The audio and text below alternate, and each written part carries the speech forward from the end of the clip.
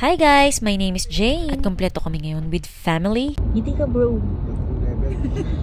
Ayan si Mami pumapalag pa pero bumigay din. Uy, syempre kasama namin si Papa ang ating manager. 4:30 PM pa nga lang umalis na kami sa bahay. Mapapalaban na naman nga tayo sa buffet. Dito nga yan sa The Heritage Manila's Rivera Cafe. 50% off promo via Star Deals. We have paid 999 pesos each instead of paying 1,998. Friday dinner buffet yung na-avail namin. Tuesday to Saturday dinner buffet ang available sa Star Deals. And lunch buffet during Sundays. 6:30 PM to 10 PM. We have arrived an hour early. Kaya naman picture-picture muna, uy. Pero napansin ko nga yung mga dumadating ng 6:11 PM. Aba, dumidiretso na sa buffet. At bilang ayaw nating malamangan, chinek ko nga kung pwede na. Abay, pwede na nga kahit hindi pa 6:30 PM, kaya naman so good. Siyempre pa video muna. Chinek natin kung ano yung mga kakainin natin. Meron silang mga seafoods at pwede ka ding magpaluto, magpaihaw at meron din silang mga lutong ulam. Meron din silang dessert bar at marami pang iba. For a detailed look at the food selections in their buffet, please check out part 1 of this vlog. Thank you for my beautiful assistant. How, hakaw. And then this one.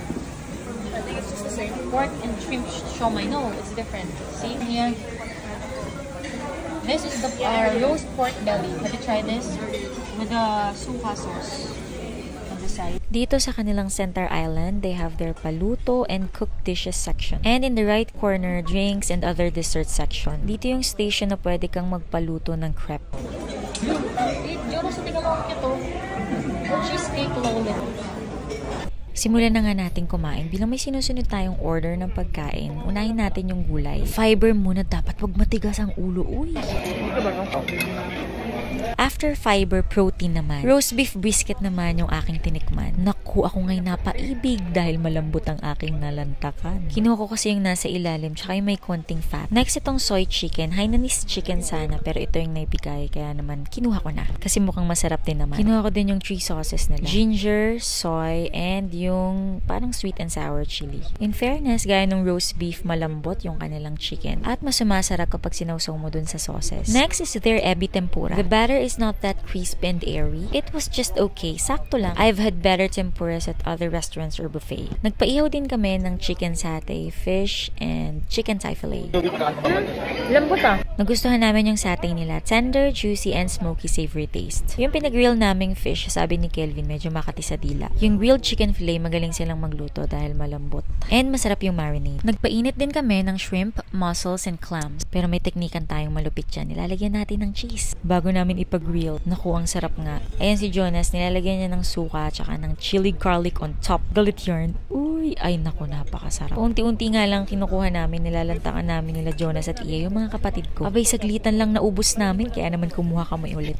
Sa mga lutong ulam nila, ang natikman ko yung fish fillet na malambot naman pero hindi ko masyadong bet yung teriyaki sauce. Same din sa lemon sauce nitong fried chicken. Malambot naman yung chicken pero hindi ko din bet yung sauce. If you're looking for a good lemon chicken recipe, check my vlog. Uy, nag-promote. Yung kaldereta malambot, okay naman. At itong kanilang baked penne. Ayun nga, ewan ko kung ako lang wala masyadong lasa, matabang siya. Tinikman ko muna yung strawberry guava juice nila. Masarap naman, hindi masyadong matamis yung timpla nila. Kumain din ako ng mga 2 pirasong shrimp na fresh naman. At hindi overcook ang pagkakaluto. Madami-dami din silang dessert. Ito nga, tinikman ko yung kanilang cheesecake lollipop na nagustuhan ni Ria at ni Jonas pero hindi ko masyadong bet. Itong mud cake na gustong-gusto ni Jonas pero hindi ko din masyadong bet. Siguro natatamisan ako. Gusto ko meron pa siyang chocolate na dark sa gitna. Mga ganun ba? Sa bagay, hindi naman talaga ako sweet tooth. Yung cake nila dyan, hindi ko din type. Parang may bitter taste siya na hindi yung chocolate ha. Nagpaluto kami nitong stir-fry Mongolian noodles. I bet, magaling talaga magluto si Kuya. Nasarapan ako sa luto niya. May konting tamis, anghang, sakto yung ala, and al dente yung pagkakaluto ng noodles. Ito naman si Nerea, yung aking bunsong kapatid. Nagpaluto siya ng prep. Oh, sige, tikman mo na. Honest review ah. Sarap ba? Yeah. Matamis? Sobrang tamis?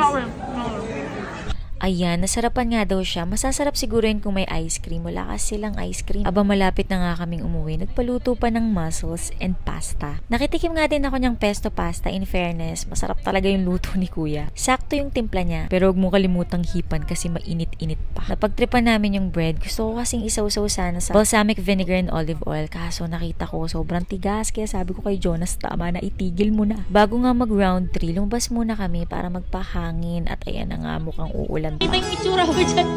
O diba, ang lakas ng trip ni Jonas. Hayaan nyo na, madalang na din naman kasi kaming magkasama-sama. Dumayo lang sila dito from Bulacan. Ayan si Daddy, siya yung nag-drive sa amin papunta dito. Napakahusay niya mag-drive. Maganda nga din yung view dito sa labas at meron din kumakanta. Overall, for the price of 998 pesos, 50% off. I think the buffet is already worth it. Sulit na nga kumbaga. Considering the food selection available that day. Pero syempre, depende yan kung ano ang iyong kakainin at kung gaano karami yung makakain mo. Just make sure to prioritize the more expensive item. Roast beef, lechon, seafoods, at iba pa. Huwag ka na masyadong magkanin, sa bahay na lang. Uy! Additionally, I think it would have been even better if they have sashimi like salmon and tuna. Saka sana naman, kahit 3 flavors lang ng ice cream meron. Ganun eh, no? However, if you were to pay the full price of 1,998 pesos, sa tingin ko hindi na sulit, kaya hanap kayo ng promo. Overall, for the half-price offer, the selection, though limited, was good. The food was replenished quickly, the cooked-to-order items were tasty, the staff were polite and attentive, and the place was clean, so I will rate it 7.5